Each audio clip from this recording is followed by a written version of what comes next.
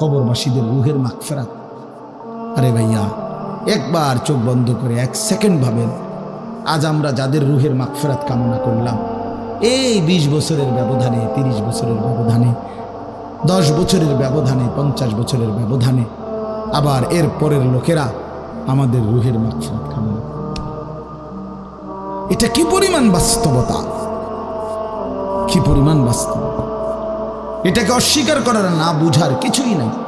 মৃত্যুকে না বুঝার কিছুই নেই। কারণ এত বেশি জলজ্জান্ত আল্লাহ তাআলা এটা আমাদের সামনে দেখাইছেন, এত মানুষের মৃত্যু আল্লাহ আমাদের সামনে দেখাইছেন, এটাকে অস্বীকার করার, না বুঝার কিছুই নেই। গাফেল সন্তান কোনো কিছুতেই যাকে কোনো আসর করে না। আহা, আপনারা জানেন না, আপনাদের এক এক ছেলের অবস্থা হলো কলিজাটা পাথর হয়ে গেছে। কোনো কিছুই তার কলিজা নাড়ায় না। এত শক্ত জানোয়ার যে খোদার 365 দিনে কোনো দিন ফজরের নামাজ পড়ে না, একদিনও না। মানুষের বাচ্চা এত বড় জানোয়ার হয় কেন? আরে তুই কোন মানুষের বাচ্চা? তুই কোন মার দুধ খাইলি? না ফরমান, কেমনে মানুষ হইল? কি ধরনের মানুষ? একদিনও নামাজ পড়ে? ছি ছি ছি ছি ছি! মুসলমানের বাচ্চা এত বড় জানোয়ার হয় কেন?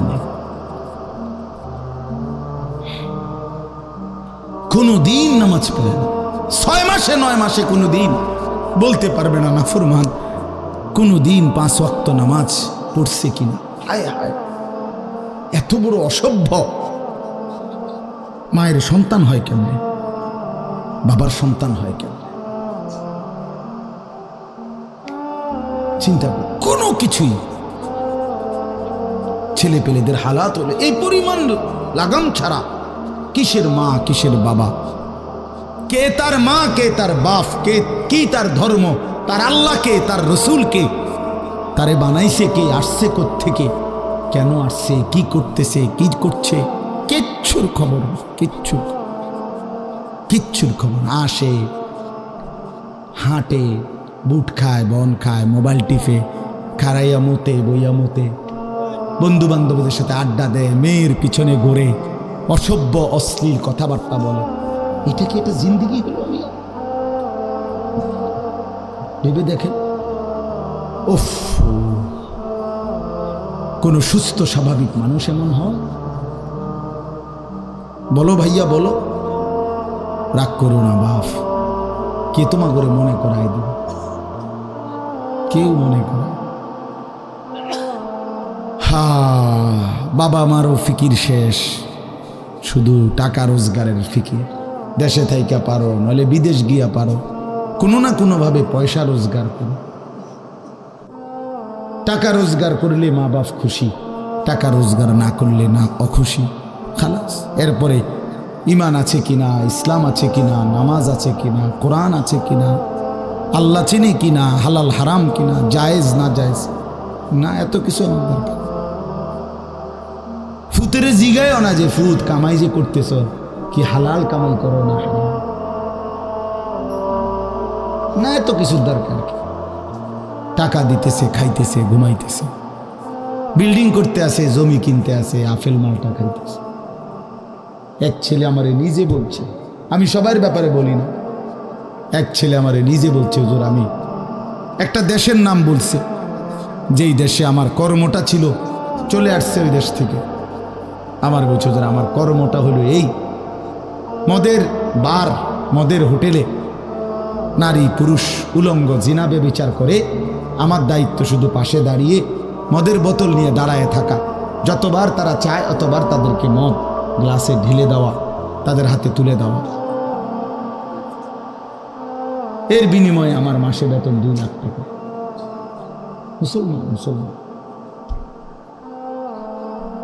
মুসলমানের সন্তান, বাংলাদেশের সন্তান। তো এই টাকা যখন বাবা খাচ্ছেন, বিল্ডিং করতেছে, কোনো টেনশন নাই। আমি আবারও বলছি, আমি সবার জন্য বলি না, ওই বলছি দেখে ওরটা কইছি, কথা বুঝছেন? আমি তো নাম ঠিকানা বলি না। এই জন্য আমার বাপ, ডাক দিয়েন না, ডাক দিয়েন না, একজনও ডাক দিয়েন না, অসভ্যরে ডাক দিয়েন না। হ্যাঁ হ্যাঁ, ডাক দিবেন কেন? হাইওয়ানকে ডাক দিবেন কেন? শুনেন, আপনারাই শুনেন, এত এত মানুষ শুনতে হবে না। যে যে পাশে দাঁড়িয়ে আছো, আল্লাহর ওয়াস্তে বসো, কষ্ট হলেও বসো ভাই, বসে শুনলে বরকত হবে। মোবাইলটা হাতের যাদের, এটা বন্ধ করে দাও। হাতে ধরা যেই মোবাইলগুলো, এগুলো বন্ধ করে দাও ভাই, এগুলো নামায় ফেলো। আমাদের চেহারার দিকে তাকাইয়া আল্লাহর কথা মনোযোগ দিয়ে শুনলে লাভ হবে। আসলে বাস্তবতা হলো প্রতিটা আয়োজন কষ্টের আয়োজন। এক একটা মাহফিলের মধ্যে অনেক মেহনত করতে হয়। 2 টাকা, 10 টাকা, 20 টাকা, 50 টাকা একত্র করেই এরপর একটা মাহফিল। এক মুঠে কেউ টাকা দেয় না, অনেক জনের কাছ থেকে বারবার গিয়ে কষ্ট করে নিয়ে সবাই মিলে মিশে একটা মাহফিল। প্যান্ডেল, মাইক, পোস্টার, হ্যান্ডবিল, বক্তা দাওয়াত দেওয়া, ঠিকমতো আসা, মেহমানদারি, আপ্যায়ন, সব মিলাইয়া অনেক কিছু, অনেক কাজ থাকে, অনেক পেরেশানি। আমার মাদ্রাসায় আগামী 14ই ডিসেম্বর মাহফিল। তো গত 1 মাস থেকেই এই পরিকল্পনা, এটা হবে কোথায়, ওইটা হবে কোথায়, বক্তা বসবে কোথায়, শ্রোতা বসবে কোথায়, প্যান্ডেল হইলে কোন দিক দিয়া, এই কত কিছু যে লিখছি আমরা। তো এতে বোঝা যায় যে অনেক কিছু। এই সবটুকু কষ্ট করে যদি শুধু কেবল আসলাম আর গেলাম, কিছুই শুনলাম না, বুঝলাম না, কিছু গ্রহণ করলাম না, তো কী লাভ হলো ভাই? এই কষ্টের এই ইন্তেজামের মধ্যে ফায়দা কি? এই জুয়েল ওর কথা বারবার আমার কাছে বলছে। মাঝখানে আমি গত বছরে খুব সম্ভব ডেট দিতে পারি না, তো আবদার ছিল, আমি এবছর বলছিলাম যে ডেট মিলাই দেব, তো দেওয়া হয়েছে। আসলে সবাইরই ব্যস্ততা, সবাই কষ্ট করেই ইন্তজাম করতে হয়েছে। এই জন্য আমি অনুরোধ করি, সময় আমরা ছেলেরা, তোমরাও ভাই বসো, ভাই ওই ছেলে বসো না বাবা, এনে বসো, বসো, এই ছেলেরা তোমরাও বসো ভাই, যে কদ্দুরই শুনো, অসুবিধা নাই, যতক্ষণই শুনো। ফ্যান্ট যদি বেশি সিফা হয় তো সোজাই আসো, বসো না। অনেকের ফ্যান্টে সমস্যা, এটা এত সিফা যে গোলামের প্যান্ট ফিন্দাই দিছে, এই জন্য এটা দিয়ে বসতে পারে। এটা জানুন সব? না না, এটা ঐতিহাসিক তথ্য, মানে দুষ্টামি না। যাদের প্যান্ট সিফা, এটা হলো গোলামের পোশাক, মানে কৃতদাসের পোশাক। হ্যাঁ, এটা হলো আফ্রিকান, যাদেরকে দিয়ে পৃথিবীতে কৃতদাসের কাজ করাইতো, অর্থাৎ এই ভেড়া, বকরি, উট, দুম্বা, এগুলো লালন পালনের কাজ করাইতো। তো তাদেরকে এরকম সিফা প্যান্ট ফিরে, মানে টাইট, কেন? যাতে বসতে না পারে। হ্যাঁ সত্যি, এটা ঐতিহাসিক কথা, যাতে বসতে না পারে, কাজে যাতে ফাঁকি দিতে না পারে, এই জন্য এদেরকে এই চিপা প্যান্ট এটা পরায় দিছে। নাহলে এটা কোনোভাবেই সুস্থ স্বাভাবিক কোনো মানুষের পোশাক না। সামান্যতম সুস্থতা আছে যার ভিতরে, সে এত টাইট এটা পরে কীভাবে? বেচারা হাঁটে কেমনে, বসে কেমনে, পেশাব পায়খানার জরুরত আছে মানুষের। তাইলে এইটা পড়া মানে দাঁড়াইয়া প্রস্রাব করা ছাড়া তো অন্য কোনো সিস্টেম না, নাহলে এটা সে কীভাবে বসবে? তাইলে এত কষ্ট করে মানুষের পোশাক আল্লাহ তাআলা নাজিল করেছেন। ইয়া বনি আদমা কাদ আনজালনা আলাইকুম লিবাসান, কোরআন শরীফে আছে। আল্লাহ বলেন, হে বনি আদম, আমি আল্লাহই তোমাদের উপরে পোশাক নাজিল করেছি। পোশাক আল্লাহর দেওয়া। এই যে মানুষ পোশাক পরার এই অনুভূতি, এটা আল্লাহর দেওয়া। আদম আলাইহিস সালামকে আল্লাহ তাআলা সৃষ্টি করে পোশাক ছাড়া পেশ করে নাই ফেরেশতাদের সামনে। কি মনে হয় আপনার? খোলামেলা, বুঝছেন না কথাটা? তো ওনার গায়ে কি ছিল? পোশাক ছিল। তো আল্লাহ তাআলা যখন থেকে আদমকে সৃষ্টি করলেন, তখন থেকে আদমের গায়ে পোশাকও দিল, সেই থেকেই পোশাক। ইউয়ারি সাওআতিকুম ওয়ারিশা। এটা স্পষ্ট। আল্লাহ বলছে দুইটা উদ্দেশ্যে পোশাক দিলাম। এক, এটা তোমাদের লজ্জা ঢেকে দিবে, আর ওয়ারিশা, এটা তোমাদের সৌন্দর্যের উপকরণ হবে। তাহলে এটার মধ্যে একটা আর্ট আছে, সৌন্দর্য আছে। এটা লজ্জা ঢাকবে। এখন যদি লজ্জাই না ঢাকে, এটা যদি সতরই না ঢাকে, তো এটা হলো কি? আল্লামা তকি উসমানী দামাত বারাকাতুহুমুল আলিয়া হজরত বলছেন যে কোনো মানুষের, পুরুষের সতর কোমর থেকে নিয়ে, নাভি থেকে নিয়ে হাঁটু, তো এটুকু জায়গা এভাবে ঢাকতে হবে। একে তো মোটা হইতে হবে কাপড়, যাতে করে পাতলার কারণে চামড়া দেখা না যায়। আরেকটা হলো এতটুকু ঢিলে ঢালা হইতে হবে, যাতে করে এতটা টাইট হইয়া না লাগে, যেন অঙ্গ প্রত্যঙ্গ, রান, পিছনের অংশ কার কেমন এটা বোঝা না যায়। স্বাভাবিক যেন ঢিলে ঢালা হয়, নাই তো এটা কি হয় না, পোশাক হয়। একবারে শরীর সাইজ কাইটা বানানো, এটা কোনোভাবেই সৌন্দর্য না। এই জন্য এটা গুরুত্বপূর্ণ বিষয়। এটা বলে অনেক সময় অনেকেরই দেখি, এই বেচারা আমাদের সাথেও কোনো সময় দেখা করতে আসলে মাদ্রাসায়, মনে করেন মাহফিলের দাওয়াত দিতে আসছে অথবা এমনি দেখা করতে, তো আমাদের তো নিচে বসতে হয়, চেয়ার টেবিল নাই। তো এই নিচে বসতে কইলে আর বই তারা এটার টানতে টানতে ফ্যান যান শেষ। বেচারা নিজেও কষ্টে প্যারেশানিতে পড়ে, আমরাও প্যারেশানিতে পড়ি। এই জন্য স্বাভাবিক ঢিলে ঢালা পোশাক পরা উচিত, একটু যেন করে চলতে ফিরতে আরাম হয়। ভাই তোমরা বসতে না, তো চলে যাও বেটা, অপদার্থ কোথাকার, যাও এখান থেকে বেটা, হ্যাঁ যাও। তোমার মতো দু চারজন শ্রোতা না হলে কি ফালতু কোথাকার। এতবার বললাম এটা বসতে ক্ষতি কি? আল্লাহর কথা বসে শুনতে হয়। এটা এতবার একটা কথা বলতেছি, এটা যদি গুরুত্ব না হয় তো এটা কি হলো বলেন? আল্লাহর কথা বসে শুনতে হয়, এটা তো একটা সার্কাস না। কি বলেন, এটা কি একটা সার্কাস?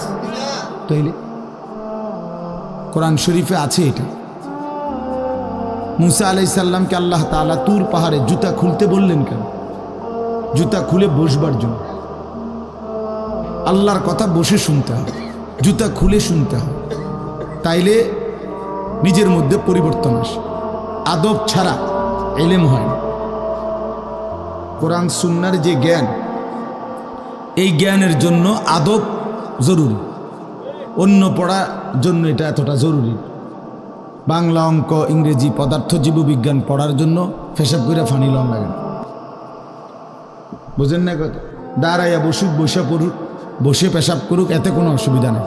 কিন্তু আল্লাহর কোরআন পড়বার জন্য, রাসূলুল্লাহ সাল্লাল্লাহু আলাইহি সাল্লামের সুন্নাহ পড়বার জন্য প্রস্রাব করে ঢিলা নিতে হয়, টয়লেট পেপার ব্যবহার করতে হয়, পানি ব্যবহার করতে হয়, পবিত্র হইতে হয়। হ্যাঁ আসো আব্দুর রহমান, তুমি এনে আও। না না না, এখানে আসো।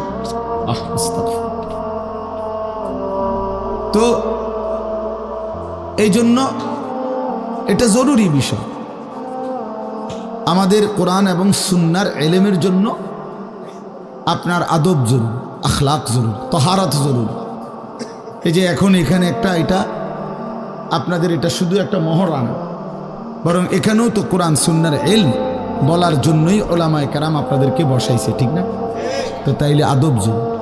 মাওলানা ইয়াহিয়া বয়ান করতেছিলেন, হ্যাঁ আল্লাহ তাআলা, আমি যেটুকু আইসা মাত্র শুনলাম, আল্লাহ তাআলা হাসরের ময়দানে এক কদম পাও বাড়াইতে দিবেন, জিন্দিগির প্রতি ইঞ্চির হিসাব হবে। আন উমরিহি ফিমা আফনাহু, পুরা হায়াত বান্দা কোথায় ব্যয় করেছো বলো আমাকে, আমার দেওয়া হায়াত। ওয়া আন শাবাবিহি ফিমা আবলাহু, শুধু যৌবনটা কোথায় ব্যয় করেছো সেটা আমাকে আলাদা বলো। ওয়া আন মালিহি মিন আইনা ইকতাসাবাহু ওয়া ফিমা আনফাকাহু, প্রতিটি টাকার ব্যাপারে হিসাব দাও দুইটা। এক, টাকাটা কামাই করছো কেমনে, ব্যয় করেছো কোথায়। ওয়া মাদা আমিলা ফিমা আলিমা, যা যা শিখেছিলা, জেনেছিলে, শুনেছিলে, তা কি পরিমাণ আমল করেছো সেটা বল, সেটা বল। এই জন্য এই বিষয়গুলো জরুরি। বাপ রাসূলুল্লাহ সাল্লাল্লাহু আলাইহি সাল্লাম বলেন, এগুলো উত্তর না দিয়ে কোনো মানব সন্তান হাসরের ময়দানে এক কদম সামনে যাইতে পারবে না, এক কদম সামনে যাইতে। কোরআনুল কারীমের মধ্যে আছে, আল্লাহ তাআলা বলেন, ফাওয়ারাব্বিকা লানাসআলান্নাহুম আজমাঈন আম্মা কানু ইয়ামালুন। আল্লাহ তাআলা বলেন, আমার কসম, মানে আল্লাহর কসম, আল্লাহ নিজের কসম করে বললেন, আমি অবশ্যই তোমাদেরকে জিজ্ঞেস করব, অবশ্যই অবশ্যই সকলকে, আজমাইন, সকলকেই আমি আল্লাহ জিজ্ঞেস করব, আম্মা কানু ইয়ামালুন, দুনিয়ার হায়াতে যা তোমরা করেছিলে। এই জন্য আল্লাহ তাআলার আড়াল হওয়ার কোনো সুযোগ নেই, হিসাবের বাইরে আমরা কেউ না। আল্লাহ তাআলা বলেন, সুম্মা লাতুসআলুন্না ইয়াউমা ইদিন আনিন নাঈম। আল্লাহ তাআলা বলেন, ভাই বাবা, আরে কি ফলাস্টিক না, কথা বলো কেন? আল্লাহ তাআলা বলেন, আমার দেয়া প্রতিটি নিয়ামত সম্পর্কে অবশ্যই আমি তোমাদেরকে জিজ্ঞেস করব, প্রতিটা নিয়ামত। হাদিসের মধ্যে আছে, আল্লাহ তাআলা জিজ্ঞেস করবেন, নবী সাল্লাল্লাহু আলাইহি সাল্লাম বলেছেন, আল্লাহ জিজ্ঞেস করবেন, আলাম নসিহ জিসমাক, বান্দা আমি মোট এতদিন তোমার শরীর সুস্থ রাখি নাই, সেইটুকু শুকর কি আদায় করেছ বল? অনুরভিকা মিনাল মা, আমি কি তোমাকে প্রতিবার তৃষ্ণার্ত অবস্থায় পানি পান করিয়ে তোমার তৃষ্ণা নিবারণ করি নাই? যতবার পানি পান করছো, তো এরপরে আমার কি শুকর আদায় করছো বলো বান্দা? আহা বদনসিব মুসলমান তো আলহামদুলিল্লাহ বলতো জানে, পানি পান করে সেটা যে একবার আলহামদুলিল্লাহ বলবে, এটুকু তো জানে, এটুকু তো জানে। তাইলে এই জন্য বললাম, আমরা কিন্তু প্রত্যেকেই আমাদের হায়াত, ইয়াহিয়ার ওই কথার থেকে আমি বললাম, আমাদেরকে উত্তর দিতে হবে। ওয়াকিফুহুম ইন্নাহুম মাসউলুন। আল্লাহ তাআলা বলেন, হাসরের ময়দানে ফেরেশতাদেরকে বলবেন, আমার বান্দাদেরকে দাঁড় করাও, তাদেরকে এখন জিজ্ঞেস করা হবে একজন একজন করে। ওয়াকুল্লুহুম আতিহি ইয়াউমাল কিয়ামাতি ফারদান। আল্লাহ বলেন, সকলকে আমি আল্লাহর সামনে আসতে হবে একজন একজন। ফারদান অর্থ ওয়াহিদান, একজন একজন আমার সামনে এসে দাঁড়াও, আমার সামনে তুমি একাকী উত্তর দিবে, কোনো দুভাষী থাকবে না, একাকী উত্তর দিবে। এজন্য বাপ আমার, এটা জরুরি বিষয়, আমাদের জন্য জরুরি বিষয়, আমরা যেন আমাদের জিন্দেগির কদর করি। ছেলেরা তোমাদেরকেও বলি, ভাই হায়াত এই শুধু শুধু কাটাইয়ার মধ্যে কোনো ফায়দা নেই। বুট খাইতে খাইতে নষ্ট করে দিলা জীবন, সামান্য মোবাইলের জন্য জীবন। একটা মোবাইলের আর কতই দাম, 12, 14, 18 হাজার টাকা। তো এই সামান্য টাকার একটা মোবাইল, এর জন্য এত সুন্দর হায়াত শেষ করে দাও, এটা ঠিক না। বন্ধুদের আড্ডায় 5 ঘন্টা 6 ঘন্টা জীবন শেষ করে দিলেন। আল্লাহ আমাদেরকে বুঝ দান করেন। এজন্য চলেন, প্রতিটা মাহফিলের বয়ান মনোযোগ দিয়ে শুনবেন, জুমার নামাজের বয়ান মনোযোগ দিয়ে শুনবেন। যখনই ওলামায়ে কেরাম কথা বলে, মনোযোগ দিয়ে শুনলে ধীরে ধীরে পরিবর্তন হয়। মানুষ একদিনে বদলায় না, এটা আমরাও জানি। একদিনে কোনো জুনায়েদ বাগদাদি হয়ে যাবেন, একদিনে কোনো আব্দুল কাদের জিলানি হয়ে যাবেন। ওনারা নিজেরাও একদিনে হয় নাই, তা আপনি হইবেন কেন? বুঝেন নাই? জুনায়েদ বাগদাদি এত বড় আল্লাহর ওলি হয়েছে একদিনে, তো বাইজিদ বুস্তামি এত বড় আল্লাহর ওলি হয়েছে একদিনে, তো আপনি হবেন কেন? কাজে এইটা কোনো কথা না।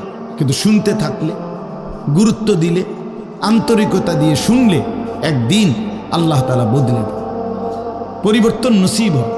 এই পৃথিবীতে অগণিত মানুষ যারা জালেম ছিল, নাফরমান ছিল, পাপী ছিল, হাজারো অন্যায়ের মধ্যে ডুবা ছিল, এমন মানুষও আল্লাহর দয়ায় কোনো একদিন রাত গভীরে, কোনো একদিন দিনের আলোতে, কোনো সামান্য কথায়, কোনো সামান্য ঘটনায় জিন্দেগি বদলায় ফেলছে।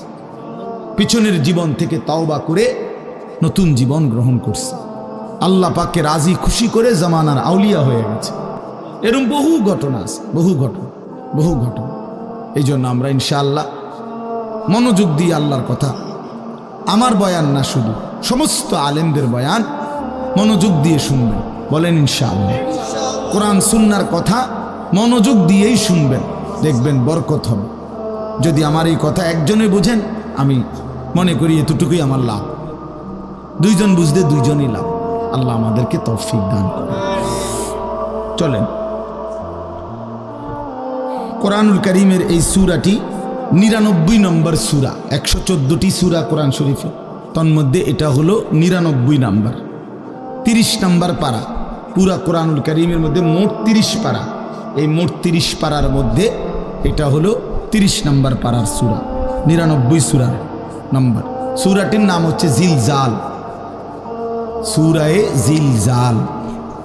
জিলজাল শব্দের অর্থ বা জালজালা, জিলজাল একই শব্দ, দুইটার দুই রকম ব্যবহার। অর্থ হলো ভূমিকম্প। জিলজাল শব্দের অর্থ কি বলেন? ভূমিকম্প। ভূমিকম্প, এই যে জমিন কাঁপে, ভূমিকম্প হয়, এই সূরার অর্থ হলো এইটা। এই ভূমিকম্প বলতে, জিলজাল বলতে আল্লাহ তাআলা কিয়ামতের ভূমিকম্প বুঝাইছে। পৃথিবীতে এমনিতে প্রতিনিয়ত মাঝে মধ্যে বিভিন্ন এলাকা ভেদে, অঞ্চল ভেদে ভূমিকম্প হয়।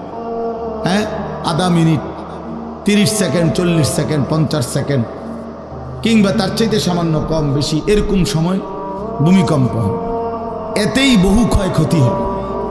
যখনই যেখানে কোথাও ভূমিকম্প হয় তো সেখানে অনেক ক্ষয়ক্ষতি হয়, ঘর বাড়ি বিভিন্ন কিছুর অনেক ক্ষতিগ্রস্ত হয়। কিন্তু আল্লাহ তাআলা বলেন একটি চূড়ান্ত ভূমিকম্প আছে, যেই ভূমিকম্পটা যখন হবে তখন একসাথে আল্লাহর সৃষ্টি পুরাটা জমিন একসাথে ভূমিকম্প হবে, এবং সেটা কতক্ষণ থাকবে সেটা আল্লাহই জানে, সেটা আল্লাহই জানে। এরকম ভূমিকম্প হবে, আর সেই ভূমিকম্পটা হলো কিয়ামতের ভূমিকম্প। অর্থাৎ এই পৃথিবী ধ্বংস করার জন্য আল্লাহ তাআলা তার গোটা সৃষ্টি জগৎকে মউত দিবেন। মৃত্যু দুই রকমের, একটা হলো ব্যক্তিগত পৃথক একক মৃত্যু, আর একটা হলো গোটা আলমের মৃত্যু। সবার যখন পৃথক মৃত্যু হয় তো এটারে বলে মউত, আর গোটা পৃথিবীর যখন আল্লাহর সৃষ্টি সবটার যখন একসাথে মৃত্যু হবে সেটারে কয় কিয়ামত। সেটাই কিয়ামত, ওইটাও একটা মৃত্যু। আসমানের মউত হবে, জমিনের মউত হবে, সূর্য চন্দ্র গ্রহ নক্ষত্রের মৃত্যু হবে, অর্থাৎ সব কিছু শেষ হবে। তো এই যে কিয়ামত, এটা আমাদের ঈমানের অংশ, এটা হবেই হবে, এটা হবেই হবে। আখিরাত, কিয়ামত, এই পৃথিবী একদিন ধ্বংস হবে, শেষ হবে, এটা কোরআনুল কারীমের অসংখ্য আয়াতে আল্লাহ তাআলা বলছেন, বারবার বলছেন, বারবার, যে বান্দা যত সুন্দরী তোমার কাছে লাগে দুনিয়া, যত আকর্ষণীয় মনে হয় না কেন দুনিয়া, একে তো তুমিও থাকবে না, একে তো দুনিয়া নিজেই থাকবে। দুটোটা মনে রাখবে, না তুমি থাকবে স্থায়ী, না দুনিয়া থাকবে স্থায়ী, কোনোটাই না। তুমিও মৃত্যুবরণ করবা, একদিন দুনিয়ারও মৃত্যু হয়েছে, দুনিয়ারও মৃত্যু হয়েছে। প্রতিটা মানুষকে মরতে হবে, এটা আমরা সবাই জানি। কুল্লু নাফসিন যায়িকাতুল মাউত, সমস্ত আত্মা, সমস্ত প্রাণ, আল্লাহ তাআলা বলেন মৃত্যুর স্বাদ গ্রহণ করুন, মৃত্যুর স্বাদ গ্রহণ করুন। কুল ইন্নাল মাউতাল্লাযী তাফিরুনা মিনহু ফাইন্নাহু মুলাকীকুম। আল্লাহ তাআলা বলেন, হে নবী আপনি বলে দেন, ও দুনিয়াবাসী, মৃত্যু থেকে তোমরা যেখানেই পলায়ন করো না কেন, মৃত্যু তোমাদের সাথে সেখানে গিয়েই নিজেই মোলাকাত করো, সাক্ষাৎ করো। তুমি ডাকতে হবে না, মৃত্যু নিজেই আসো, মৃত্যু নিজেই আসো। আইনামা তাকুনু ইউদরিকুমুল মাউতু ওয়ালাউ কুনতুম ফি বুরুজিম মুশাইয়াদা। আল্লাহ বলে, তুমি যদি এমন একটা বিল্ডিং বানাও, ঘর বানাও, যে ঘরটা অনেক উঁচা, যে ঘরটার উপর দিয়া কেউ ভিতরে ঢুকতে পারবে না, যে ঘরটার মধ্যে একটা ছিদ্র নাই, একদম আটকানো, তো এরকম একটা ছিদ্রবিহীন সুউচ্চ ঘরও যদি তুমি বানিয়ে তার ভেতরেও তুমি আশ্রয় নাও, তো ইউদরিকুমুল মাউতু, মৃত্যু তোমার সেখানেই পৌঁছবে, তোমার সেখানেই পৌঁছবে। প্রিয় ভাই আমার, বন্ধু আমার, নওজোয়ান সাথীরা আমার, মৃত্যু এক অনিবার্য বাস্তবতা, চিরন্তন বাস্তবতা। এটা গ্রহণ করতেই হবে। হাসলেও মরতে হবে, কাঁদলেও মরতে হবে, সুখেও মরতে হবে, দুঃখেও মরতে হবে। রাজপ্রাসাদ আর অট্টালিকার মানুষটাও মরে যাবে। জীর্ণ কুঠিরে যে লোক থাকে, হ্যাঁ, সেই লোকটাকেও মরতে হবে। জীবনে কোনোদিন দুঃখ দেখে নাই যে সেও মরে যাবে, জীবনে কোনোদিন সুখ দেখে নাই যে সেও মরে যাবে, সব মরে যাবে। এটাই সত্য, এটাই বাস্তবতা। অতএব মৃত্যু এক অনিবার্য বাস্তবতা, এটা গ্রহণ করতেই হবে। এটা যদি আমরা মনে রাখি আমাদের জীবন অনেক সুন্দর হইত, অনেক সুন্দর হইত।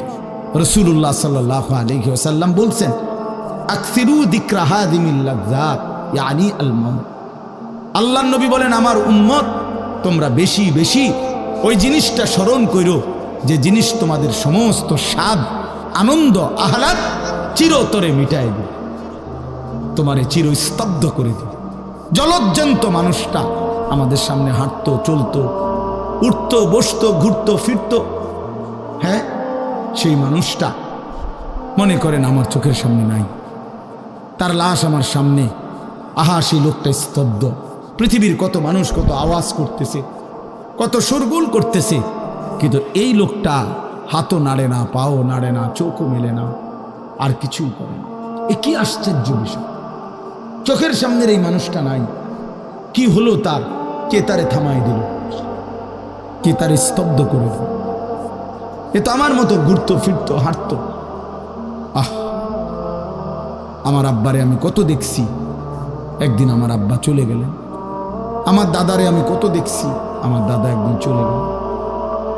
আমার জ্যাঠারে আমি দেখে আসছি, দোয়া করে আসছি, ফু দিয়ে আসছি। এক সপ্তাহ পরে জ্যাঠা ইন্তেকাল করলেন, আবার এক সপ্তাহ পরে আমি গিয়া জ্যাঠার জানাজা পড়াইছি। এই তো বাস্তবতা। যুবক ভাই, তুমিও মনে রাখো, বয়স্ক বাবা আপনিও মনে রাখেন। হাসান বসরি রহমতুল্লাহ আলাই একজন বড় বুজুর্গ ছিলেন। উনি বলতেন, তিনি যখন কোনো যুবককে দেখতেন আর বয়স্ক দেখতেন, তো তিনি যুবকদেরকে বলতেন, ইয়া মা'শারাশ শাবাব ইন্না যারআ কাদ তুদরিকুল আহাতু ক্বাবলা আন ইয়াবলুগা।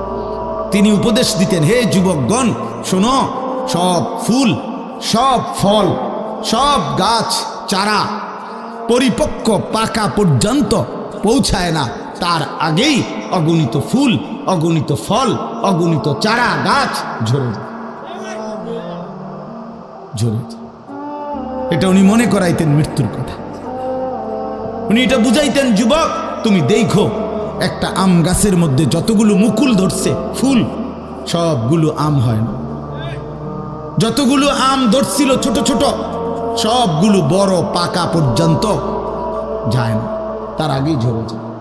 ঝরেই যায় বেশি, থাইকা যায় অল্প।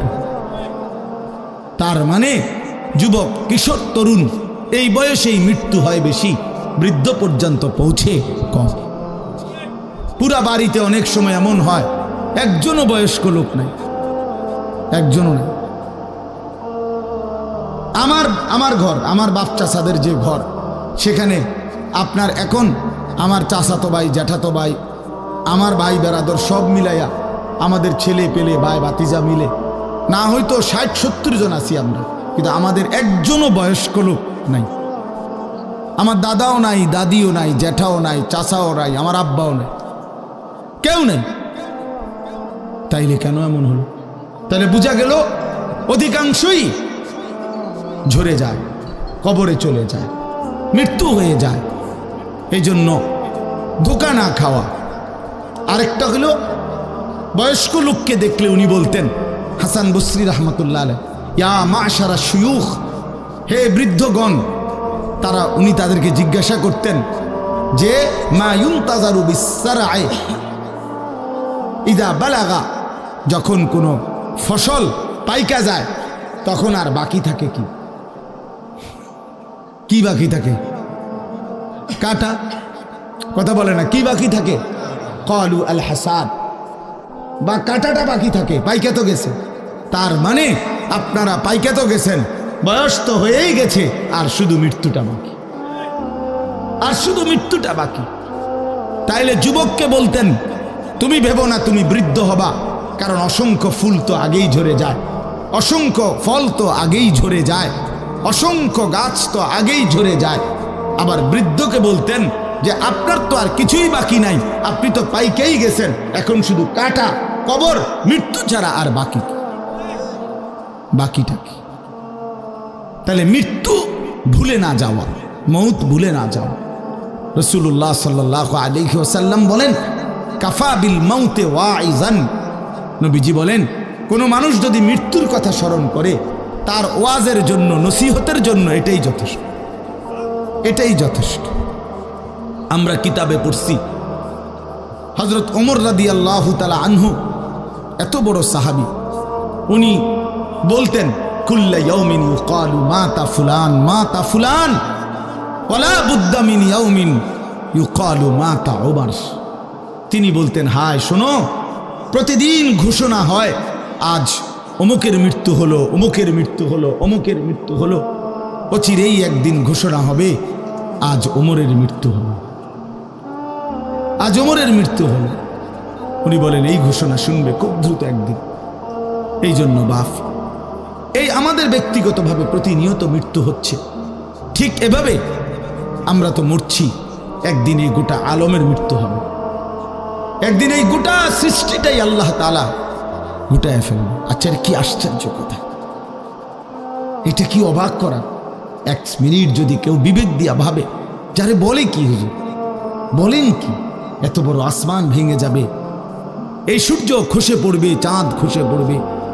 আল্লাহ তাআলা বলছে, ইজা সামাউন ফাতারাত, আসমান ভেঙে যাবে, ওয়া ইদাল কাওয়াকিবু ইনতাসারাত, তারকারাজি খসে খসে পড়বে, ইজা শামসু কুব্বিরাত ওয়া ইদাল কাওয়াকিবু ইনতাসারাত। আল্লাহ তাআলা বলছেন, সূর্যটা গুটায় ফেলা হবে, পাহাড়গুলো বালির মতো, তুলার মতো উঠতে থাকবে। ইদা রাজ্জাতিল আরদু রাজ্জা, এই জমিনের মাটিগুলো রেজা রেজা, পাউডার পাউডার হয়ে যাবে। ওয়া ইদাল বিহারু ফুজ্জিরাত, সমুদ্র, খাল, বিল, নদীর পানিগুলো সব টকবগে উতরাইয়া গরম হইয়া বাষ্পের মতো উড়ে যাবে।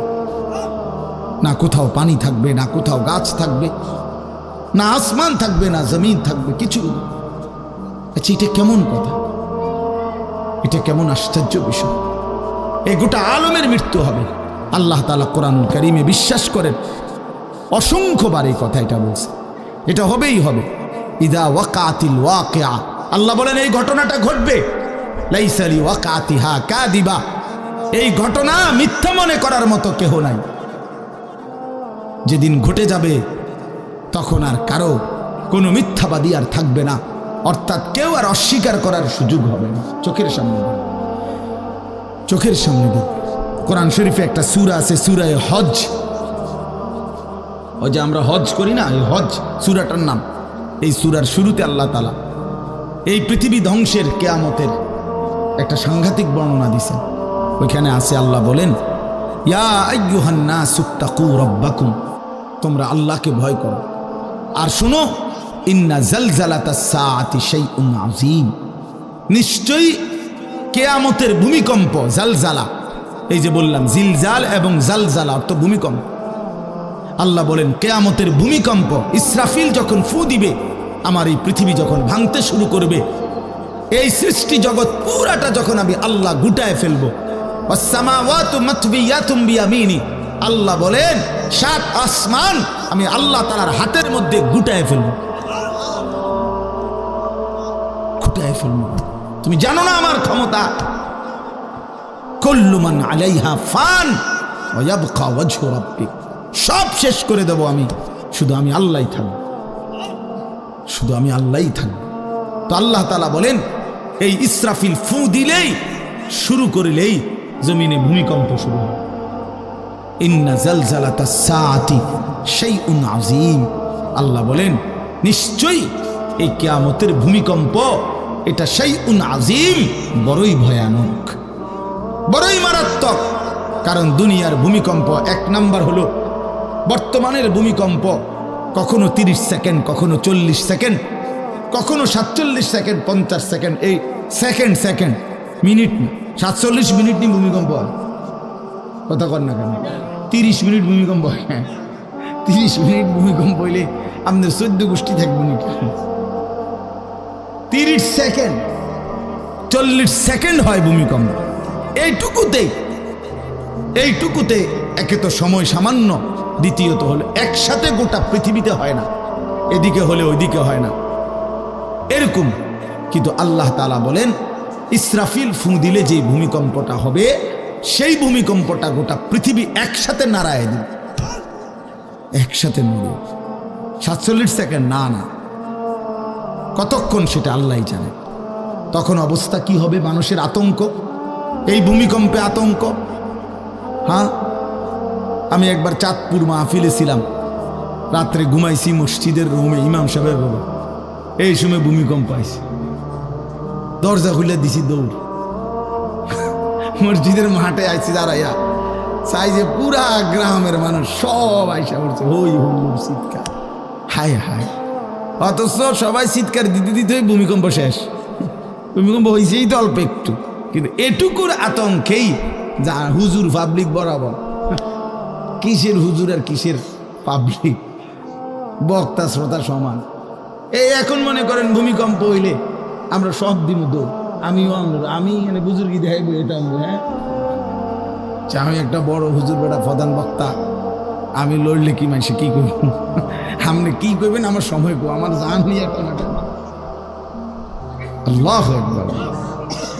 তো এই সামান্য ভূমিকম্প, কিন্তু আল্লাহ তাআলা বলেন ইসরাফিল সিংহা ফু দিলে যে ভূমিকম্প হবে বান্দা, সেটা বড়ই ভয়ানক, সেটা সারা পৃথিবী নড়বে একসাথে। তখন কি হবে মানুষের আতঙ্ক? ইয়াউমা তারাউনাহা তাযহালু কুল্লু মুরদিআতিন আম্মা আরদাআত। এই 1 নম্বরে আল্লাহ বলেন যে মা তার বাচ্চাটাকে দুধ পান করাইতেছিল, এই কোলের বাচ্চা, দুধের বাচ্চা, আপন মা তার দুধের বাচ্চা ভুলে যাবে, ফেলে দিবে, ছুঁড়ে মারবে, আর মা পাগলের মতো দৌড়ানো শুরু। কোরআন শরীফের আয়াত। ওয়াতাদাউ কুল্লু জাতি হামলিন হামলাহা। এবং আল্লাহ তাআলা বলেন যে মায়ের পেটের বাচ্চা 10 মাস পূর্ণ হয়ে গেছে, আগামী 2 ঘন্টা 5 ঘন্টা পরে বাচ্চাটা এমনিতেই প্রসব হইতো। আল্লাহ তাআলা বলেন ইসরাফিলের ফু দিলে জমিন যখন কাঁপতে শুরু করবে, তো এই গর্ভধারিণী মা, গর্ভবতী নারী পাগলের মতো এভাবে ছুটবে, দৌড়বে, নিজের গর্ভের বাচ্চা নিজেই পড়ে যাবে। ও তারান নাসা সুকারা, আল্লাহ বলেন মাতালের মতো সমস্ত মানুষগুলো ছুটতে থাকবে। ফাইদা বারিকাল বাসার ওয়া খাসাফাল কামার ওয়া জুমিআ আশ-শামসু ওয়াল কামার। আল্লাহ তাআলা বলে চন্দ্র সূর্য আলোহীন হয়ে যাবে, সূর্য চন্দ্র এক হয়ে যাবে। ওয়া জুমিআ আশ-শামসু ওয়াল কামার ইয়াকুলুল ইনসানু ইয়াউমাইদিন আইনাল মাফার। লোকেরা দৌড়বে আর ছুটবে, মানুষ একে অপরকে জিজ্ঞেস করবে ভাইয়া পালাবো কোথায়, দাঁড়াবো কোথায়? কোথাও তো স্থির কোনো জায়গা নাই, কোথায় দাঁড়াবো? আল্লাহ তাআলা বলেন কাল্লা লা ওয়াজার, না বান্দা, সেদিন আর কোথাও জায়গা মিলবে না। ইলা রব্বিকা ইয়াউমাইদিনিল মুস্তাকার, আজকে শুধুই কেবল তোমার আল্লাহর কাছেই আশ্রয় ঠিকানা।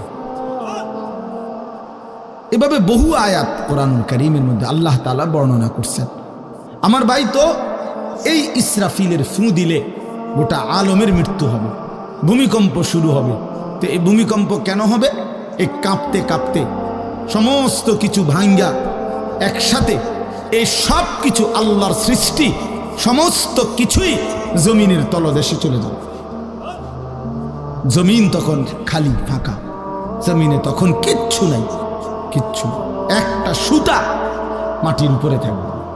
এই প্রথমবার ইসরাফিল ফু দিলে সমস্ত কায়নাত, ইনসান, জিন, আল্লাহর সমস্ত সৃষ্টি, মাখলুকাত সব জমিনের তলদেশে চলে যায়। মানুষ ও জিন ও অর্থ সম্পদ, স্বর্ণ রৌপ্য, মণি মুক্তা, হীরা জহরত, সব সব সব একটা কাগজের অস্তিত্ব, সব কিছু, গোটা জমিন ফাঁকা। এভাবে কতদিন আল্লাহ জানে, কতদিন আল্লাহ জানে। হ্যাঁ মা ভাই, এরপরে একটা নির্দিষ্ট সময় পরে আবার আল্লাহ তাআলা ইসরাফিলকে জীবিত করবেন, করে আবার আল্লাহ তাআলা দ্বিতীয়বারের মতো ফু দিতে বলবেন। এই 2 ফুঁয়ের মাঝখানে কতদিন? নবী সাল্লাল্লাহু আলাইহি সাল্লামের এক হাদিসের মধ্যে বলছে 40, সাহাবীরা ব্যাখ্যা করছেন মুহাদ্দিসিন, সেই 40টা হতে পারে 40,000 বছর। 40,000। এই জন্য বাপ একটা কথা হলো, সর্বশেষ যেই লোকটা কবরে যাবে, শেষ যেই ব্যক্তি মরবে পৃথিবীতে, হতে পারে তাকেও শুধু কবরেই থাকতে হবে 40,000 বছর।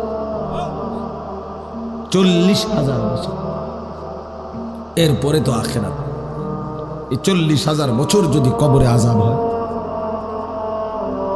40,000 বছর যদি কবরে আযাব হয় ভাই, তখন কি হবে?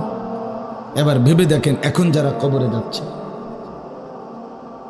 হ্যাঁ, নূহ আলাইহিস সালামের জামানায় যারা মারা গেছে, ইব্রাহিম আলাইহিস সালামের জামানায় যারা মারা গেছে, নবীজি সাল্লাল্লাহু আলাইহি সাল্লাম তো 1,500 বছর আগে ইন্তেকাল করছেন, 1450 বছর আগে।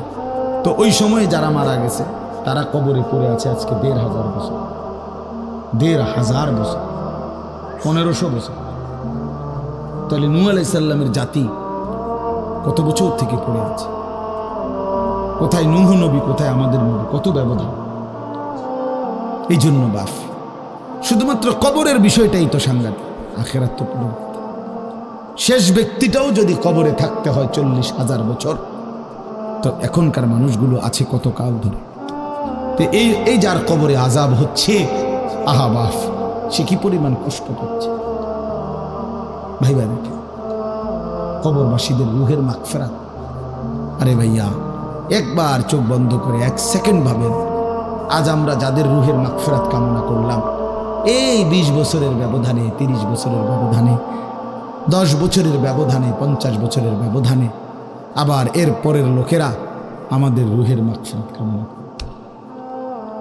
এটা কি পরিমাণ বাস্তবতা, কি পরিমাণ বাস্তবতা! এটাকে অস্বীকার করার, না বুঝার কিছুই নাই, মৃত্যুকে না বুঝার কিছুই নেই। কারণ এত বেশি জলজ্জান্ত আল্লাহ তাআলা এটা আমাদের সামনে দেখাইছেন, এত মানুষের মৃত্যু আল্লাহ আমাদের সামনে দেখাইছেন, এটাকে অস্বীকার করার, না বুঝার কিছুই নেই। তো চলেন, এরপরে আল্লাহ তাআলা ইসরাফিলকে আবার জীবিত করবেন। জীবিত করে আল্লাহ তাআলা ইসরাফিল আলাইহিস সালামকে বলবেন, ইসরাফিল আবার তুমি সিংহায় ফুঁ দাও। এইবার যখন সিংহায় ফুঁ দিবে, তখন ইসরাফিল আলাইহিস সালামের এই দ্বিতীয় ফুঁতে আবার ভূমিকম্প শুরু। আবার কি শুরু হবে? ও মাঝখানে ভাই, ওই ছেলে অপদার্থ, কথা বলো না, হাসাহাসি করো না, কারো কথা বাকি থাকলে, দুষ্টামি বাকি থাকলে উঠে চলে যাও, বাহিরে আলাদা জায়গা আছে। গাফেল সন্তান কোনো কিছুতেই যাকে কোনো আসর করে না। আহা, আপনারা জানেন না, আপনাদের এক এক ছেলের অবস্থা হলো কলিজাটা পাথর হয়ে গেছে, কোনো কিছুই তার কলিজা নাড়ায় না। এত শক্ত জানোয়ার যে খোদার 365 দিনে কোনো দিন ফজরের নামাজ পড়ে না, একদিনও না। মানুষের বাচ্চা এত বড় জানোয়ার হয় কেন? আরে তুই কোন মানুষের বাচ্চা? তুই কোন মার দুধ খাইলি? নাফরমান! কেমনে মানুষ হইল? এটা কি ধরনের মানুষ? একদিনও নামাজ পড়ে? ছি ছি ছি ছি ছি! মুসলমানের বাচ্চা এত বড় জানোয়ার হয় কেমনে? কোনো দিন নামাজ পড়ে না, 6 মাসে 9 মাসে কোনো দিন বলতে পারবে না নাফরমান কোনো দিন 5 ওয়াক্ত নামাজ পড়ছে কিনা। হায় হায়, এত বড় অসভ্য! মায়ের সন্তান হয় কেমনে? বাবার সন্তান হয় কেমনে? চিন্তা কর, কোনো কিছুই। ছেলে পেলেদের হালাত হলে এই পরিমাণ লাগাম ছাড়া কিসের মা, কিসের বাবা? কে তার মা, কে তার বাপ, কে কি তার ধর্ম, তার আল্লাহ কে, তার রসুল কে, তারে বানাইছে কে, আসছে কোত্থেকে, কেন আসছে, কি করতেছে, কি করছে, কিচ্ছুর খবর, কিচ্ছুর খবর। আসে, হাঁটে, বুট খায়, বন খায়, মোবাইল টিপে, খারাইয়া মতে, বইয়া মতে, বন্ধু বান্ধবদের সাথে আড্ডা দেয়, মেয়ের পিছনে ঘোরে, অসভ্য অশ্লীল কথাবার্তা বলে। এটা কি এটা জিন্দিগি হলো? ভেবে দেখেন। উফ, কোন সুস্থ স্বাভাবিক মানুষ এমন হয়? বলো ভাইয়া বলো। রাগ করো না বাপ, কে তোমা করে মনে করাই দিবে? কেউ মনে করে। হা, বাবা মারও ফিকির শেষ, শুধু টাকা রোজগারের ফিকির। দেশে থাইকা পারো, নইলে বিদেশ গিয়া পারো, কোনো না কোনোভাবে পয়সা রোজগার করো। টাকা রোজগার করলে মা বাপ খুশি, টাকা রোজগার না করলে না অখুশি। খালাস। এরপরে ইমান আছে কিনা, ইসলাম আছে কিনা, নামাজ আছে কিনা, কোরআন আছে কিনা, আল্লাহ চিনি কিনা, হালাল হারাম কিনা, জায়েজ না জায়েজ না, এত কিছু আমার দরকার। ফুতের জিগায় না যে ফুত কামাই যে করতেছ, কি হালাল কামাই করো না হারাম না, এত কিছুর দরকার কি? টাকা দিতেছে, খাইতেছে, ঘুমাইতেছে, বিল্ডিং করতে আসে, জমি কিনতে আসে, আপেল মালটা খাইতেছে। এক ছেলে আমারে নিজে বলছে, আমি সবার ব্যাপারে বলি না, এক ছেলে আমারে নিজে বলছে, হুজুর আমি একটা দেশের নাম বলছে, যেই দেশে আমার কর্মটা ছিল, চলে আসছে ওই দেশ থেকে। আমার বলছে, হুজুর আমার কর্মটা হলো এই, মদের বার, মদের হোটেলে নারী পুরুষ উলঙ্গ জিনাবে বিচার করে, আমার দায়িত্ব শুধু পাশে দাঁড়িয়ে মদের বোতল নিয়ে দাঁড়ায় থাকা, যতবার তারা চায় অতবার তাদেরকে মদ গ্লাসে ঢেলে দেওয়া, তাদের হাতে তুলে দেওয়া। এর বিনিময়ে আমার মাসে বেতন 2 লাখ টাকা। মুসলমান মুসলমান মুসলমানের সন্তান, বাংলাদেশের সন্তান। তো এই টাকা যখন বাবা খাচ্ছেন, বিল্ডিং করতেছে, কোনো টেনশন নাই। আমি আবারও বলছি, আমি সবার জন্য বলি না, ওই বলছি দেখে অট্টা কইছি, কথা বুঝছেন? আমি তো নাম ঠিকানা বলি না। এই জন্য আমার বাপ, ডাক দিয়েন না, ডাক দিয়েন না, একজনও ডাক দিয়েন না, অসভ্যরে ডাক দিয়েন না। হ্যাঁ হ্যাঁ, ডাক দিবেন কেন? হাইওয়ানকে ডাক দিবেন কেন? শুনেন, আপনারাই শুনেন, এত এত মানুষ শুনতে হবে না, কোনো অসুবিধা নেই, কোনো অসুবিধা নেই। আমি তো এটাই বুঝাইতে চাইতেছি, প্রত্যেকটা মানুষ আজকে মুসলমান, আমরা ঘর দেখায়, ফার্নিচার দেখায়, বিল্ডিং দেখায়, হুজুর দোয়া করেন, ঘরটা করছি, হুজুর দোয়া করেন। কিতা দোয়া করতে হবে না, কিতা দোয়া করতে, বিল্ডিং এর দোয়া কিতা, আবার ইট বালুর লেগে দোয়া করে লাভ কি বেড়া? হুজুর মোটরসাইকেল কিনছি, হুজুর দোয়া করে দেন, কিতা দোয়া করতো? কি মোটরসাইকেলের দোয়া কিতা? আজীব লাগে না? বাস্তব এগুলো ছাদ ডালাই দিই মাইজগে, হুজুর কত দোয়া করে দেন, ছাদ ডালাই দোয়া। হ্যাঁ, ওটা ছাদ ডালাই করে, ওটার ফুতে মোবাইলে অশ্লীল উলঙ্গ ছবি দেয়। ওটার সন্তান উনি দাঁড়াইয়া রয়েছে মিস্ত্রির সামনে, ওনার গাম বাইয়া বাইয়া পড়তেছে ছাদ ডালাইয়ের দিন, আর অসভ্য জানোয়ার সন্তান বন্ধুদের সাথে উলঙ্গ ছবি দেখতেছে। ওই জানোয়ারের জন্য উনি ছাদ ডালাই দিতেছে, ওই হাইওয়ানের জন্য উনি ঘর করে দিয়ে যেতেছে। উনি কবরে জায়গা ঘর করে দিয়ে গেছে, এর জন্য ঘর করলেন? ছি ছি ছি ছি ছি। আমার দেওয়া ঘরে আমার কষ্টের কমাইয়ে এখানে বসে বসে রঙিন ছবি দেখবে, উলঙ্গ দৃশ্য দেখবে ঘরে শুয়া শুয়া সারা রাত। এর জন্যই আমার জীবনের এই অর্জন, এই ছিল আমার উপার্জনের উদ্দেশ্য। আহ, কতবার বললে বুঝবেন? কেমনে বললে বুঝবেন? কারে বললে বুঝবেন? আল্লাহ মাফ করে দেন। চলেন বাপ, তো বলতেছিলাম আল্লাহ তাআলা ইসরাফিল আলাইহিস সালামকে বলবেন আবার ফু দাও। তো তিনি দ্বিতীয়বারের মতো ফু দিলে জমিন আবার ভূমিকম্প শুরু হবে। এই ভূমিকম্পে জমিন কাঁপতে কাঁপতে এইবার জমিনের তলদেশে ওই প্রথমবার ফু দেওয়াতে ভূমিকম্প কাঁপতে কাঁপতে সব উপরে যা ছিল সব নিচে চলে গেছে। মনে আছে নি? এটা কইছি। তাহলে উপরটা কি? ফাঁকা। এইবার নিচে যা ছিল সব উপরে চলে আসবে। এই আসলেই এটা হাসরের মাঠ। সমস্ত নিচের জিনিস যা কিছু একেবারে মানুষ, গরু, ছাগল, হাঁস, মুরগা, জিন, ইনসান, গদ, দুয়ার, বাজার, ব্যবসা, দোকান, টাকা, হীরা, জহরত, মণি, মুক্তা, টাকা পয়সা, অর্থবিত্ত, সব সোজা কথা জমিনের তলদেশের সব কিছু জমিনের উপরে উঠে আসবে। এই উঠে আসলেই এইটা হাসরের মাঠ। এইটা এই হাসরের মাঠ কোনটা জানেন? এই যেখানে বসে আছেন এখন, এটাই হাসরের মাঠ। এই জমিনের উপরেই হাসরের মাঠ। বাকি শুধু আল্লাহ কোরআন বলছে ইদাল আরদু মুদ্দাত, আমি আল্লাহ জমিনটাকে টেনে আরো লম্বা করে দেব, আরো বড় করে দেবো, আর কি প্রশস্ত করে দেবো। কারণ ওই যে পিসের মানুষ খারাপ লাগবে না, মানুষ তো দাঁড়াই বসেই আদম আলাইহিস সালাম থেকে নিয়া, মানুষ বেশি না, মানুষ, গরু, ছাগল, হাঁস, মুরগা, জিন, ভূত সব খারাপ না, সব দাঁড়াবে তো। এই জন্য আল্লাহ তাআলা বলেন জমিন আমি প্রশস্ত টেনে দিব, লম্বা করে দিব, এতটুকু। বাকি এটাই হাসরের মাঠ, এটাই হাসরের মাঠ। এই কথাটাই এখানে আল্লাহ তাআলা উল্লেখ করছেন। ইদা জুলজিলাতিল আরদু জিলজালাহা, যখন দ্বিতীয়বারের মতো ইসরাফিলের ফু দিলে জমিনের ভূমিকম্প শুরু হবে। ওয়া আখরাজাতিল আরদু আসকালাহা, আল্লাহ তাআলা বলেন তখন জমিন তার তলদেশে যা ছিল সমস্ত জমিনের তলদেশে, এগুলো এতদিন জমিনের বোঝা ছিল, বোঝা মানে মাটির নিচে, এগুলো সে মনে যেন ফুজা কান্দে লইছে।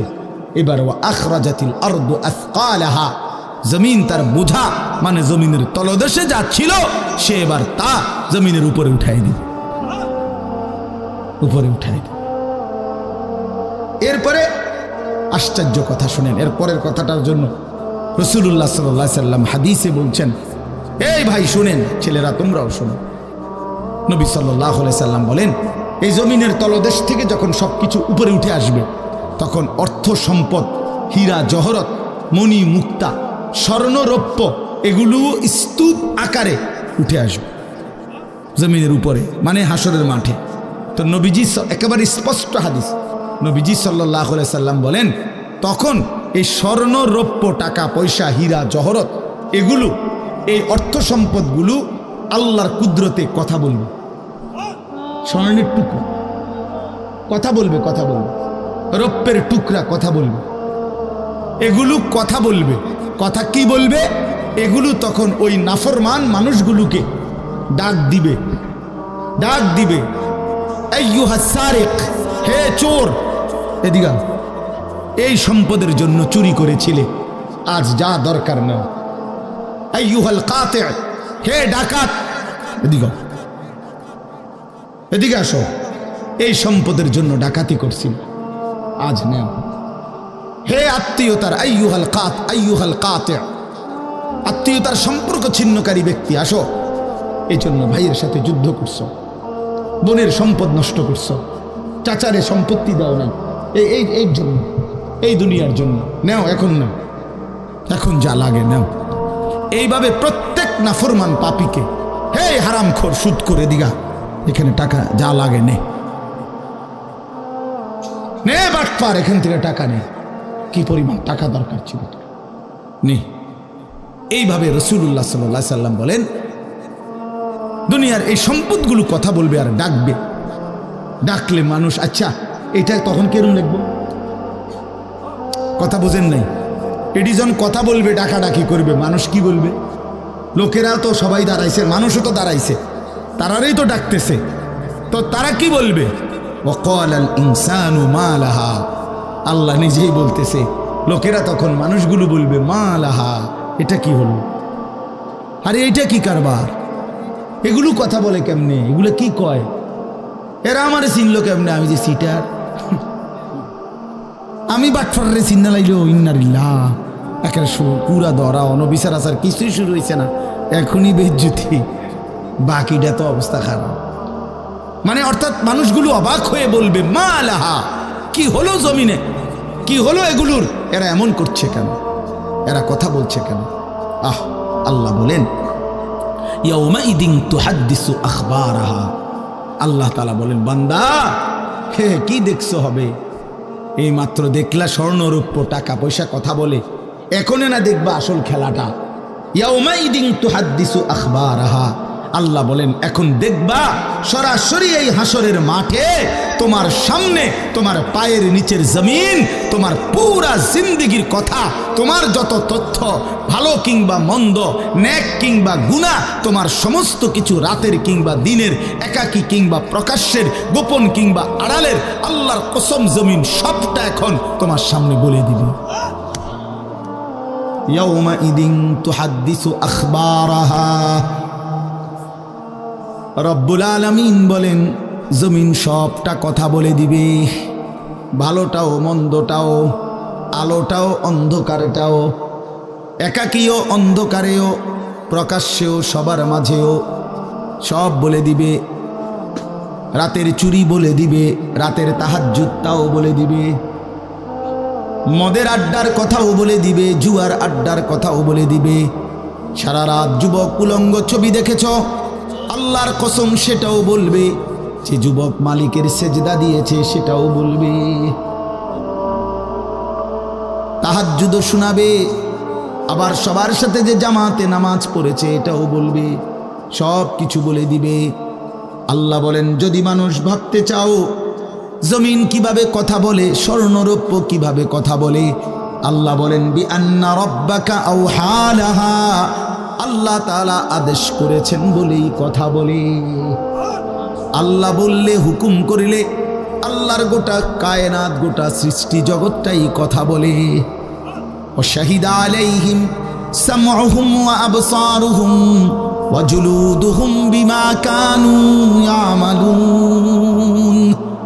আল্লাহ বলে হাসরের ময়দানে বান্দা, তোমার কান, তোমার চোখ, তোমার সারা দেহের চামড়া, জুলুদুহুম, তোমার সারা দেহের চামড়া হাসরের ময়দানে তোমার পুরা জিন্দেগির কর্মকাণ্ড বলে দিবে। চামড়াগুলো বলবে, চামড়া, মানুষের শাহওয়াত চামড়াতে। এই জন্য সমস্ত যৌনতার ঘটনা, অসভ্যতার ঘটনা শরীরের চামড়া বলে দিবে। মানুষের শাহওয়াত চামড়া, কথা বুঝছেন কিনা?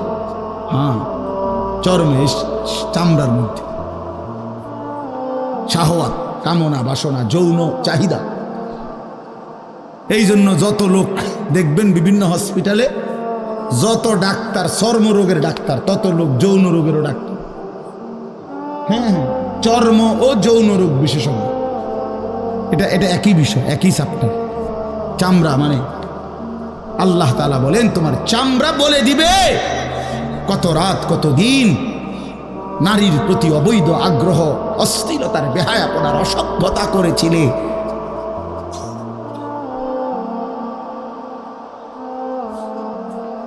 হায় হায়, বিআন্না রাব্বাকা আওহা লাহা, আল্লাহ বলেন আমি আল্লাহ হুকুম করেছি বলে কথা বলব। এই জন্য আল্লাহ হুকুম করিলে চামড়াও কথা বলে, কানেও কথা বলে। এখন কি কানে কথা বলে? কিন্তু সেদিন বলল চোখেও কথা বলল। এখন চোখ কথা বলে না, মানে সব কিছুর জবান খুলবে, সব কিছু। আপনারা বলেন, আমরা তো মনে করি জিহ্বায় কথা বলে না, জিহ্বায় কথা বলে না, আল্লাহর হুকুম হইলে কথা বলে। নাহলে যেই লোক বোবা তারও তো জিহ্বা আছে না, তো সে কথা বলে না। যেই লোক কানে শুনে না, তো তার কি আপনার এইভাবে কান বলতে কিছু নাই, তো সে শুনে না কেন, কথা বলেন না কেন? আল্লাহর হুকুম। যার চোখ, যে চোখে দেখেন, এই যে জুয়েল ভাই, আমি মূলত তার মহব্বতেই মাহফিলটা দিছি। তো এই যে দেখে না, তো তার এভাবে তো চোখ আছে, সে দেখে না কেন? আল্লাহ তাআলার হুকুম নাই বলে দেখে, ঠিক কিনা বলেন না কেন? মজার বিষয় হলো রাসূলুল্লাহ সাল্লাল্লাহু আলাইহি সাল্লাম হাদিসে স্পষ্ট বলেছেন, বিশ্বাস করেন, একেবারে বিশুদ্ধ হাদিস। আল্লাহ তাআলা তার দুইটা চোখ নিয়ে গেছে। নবীজি বলছেন, সে যদি সবর করে আল্লাহর হুকুমের উপরে চলতে পারে, রাসূলুল্লাহ সাল্লাল্লাহু আলাইহি সাল্লাম বলেন আল্লাহ তাআলা তাকে এই দুইটা চোখ নিয়ে যাওয়ার কারণে, অন্ধ বানানোর কারণে সে যে সবর করলো, আল্লাহ রসুল বলছেন আল্লাহ তাআলা নিশ্চিত তাকে জান্নাত দান করবে। এই জন্য তুমি ভাই সবর করো, মালিকের এই দুনিয়া দেখতে পারল না, তো অপেক্ষা করো, একদিন জান্নাত দেখবা, জান্নাতের হুর দেখবা, তো আরো মজা হবে যে আমি প্রথমেই জান্নাতি দেখলাম, জান্নাতি দেখলাম। যা মালিক, দুনিয়া দেখলাম না তোমার, তুমি আমারে জান্নাত দেখাই। আল্লাহ তৌফিক দান করেন।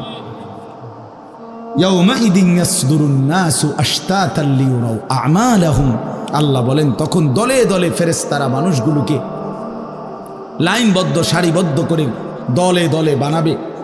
লোকেরা পরস্পর, প্রত্যেকটা মানুষকে ফেরেশতারা আলাদা আলাদা গ্রুপ বানিয়ে দেবে হাসরের ময়দানে। তখন প্রত্যেকে এই গ্রুপে গ্রুপে দলে দলে লিয়ুরাউ আমালাহুম, নিজেদের আমল নামা, নিজেদের আমল দেখবার জন্য সামনে এগিয়ে যাবে। অর্থাৎ প্রত্যেককে তার আমল নামা দেখবার জন্য, দেওয়ার জন্য নির্দিষ্ট জায়গায় নিয়ে আসবে। নেওয়ার পরে সেখানে প্রত্যেকের ফাইল, প্রত্যেকের খাতা আমল নামা তার হাতে তুলে দেওয়া হবে। দিলেই সে দেখবে। আল্লাহ বলতেছেন ফামান ইয়ামাল মিসকালা যাররাতিন খায়রান ইয়ারা, এক বিন্দু, এক অণু পরিমাণ, পরমাণু পরিমাণ, সামান্য থেকে সামান্য পরিমাণও নেকি, কল্যাণ, তাও তুমি দেখতে পাবা। ওমান ইয়ামাল মিসকালা যাররাতিন শাররান ইয়ারা, বিন্দু থেকে বিন্দু মন্দ যা করেছিলে তাও তুমি দেখতে পাবে।